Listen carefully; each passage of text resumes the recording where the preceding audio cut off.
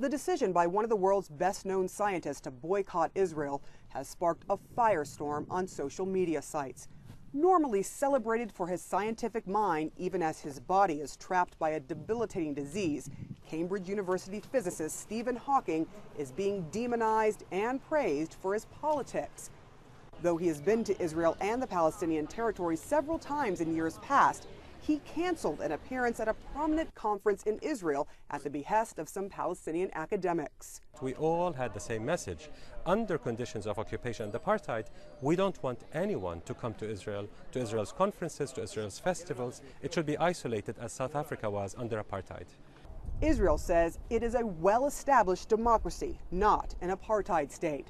The organizers of Israel's President's Conference were outraged at the reason for the cancellation and sent this statement, which reads in part, "The academic boycott against Israel is, in our view, outrageous and improper, certainly for someone for whom the spirit of liberty lies at the basis of his human and academic mission."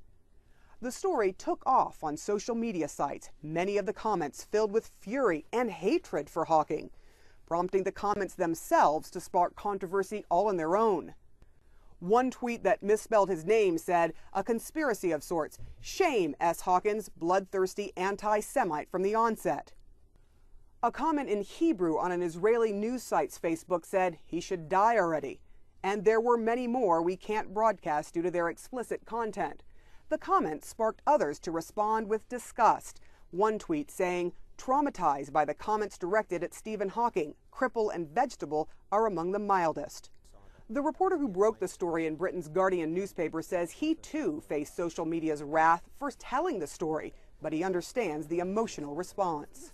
The issue of the boycott reaches deep down into the psyche on both sides. For Israelis, the idea of a boycott reminds them of the Nazi boycott of the Jews, and it reminds them of the boycott of South Africa. It makes them feel like pariahs. For the Palestinians, the same thing. They believe Israel is South Africa. They believe that Israel should be subjected to a boycott. And they also feel that until now, nothing has worked, and this is their last weapon that they can use. Despite all the controversy, some 5,000 people are expected to attend the conference this year, including former President Bill Clinton, British Prime Minister Tony Blair, and songstress Barbra Streisand. Still, the controversy is another example that social media has become a powerful tool that is sometimes turned into a weapon against those whose ideas don't match our own. Sarah Seidner, CNN, Jerusalem.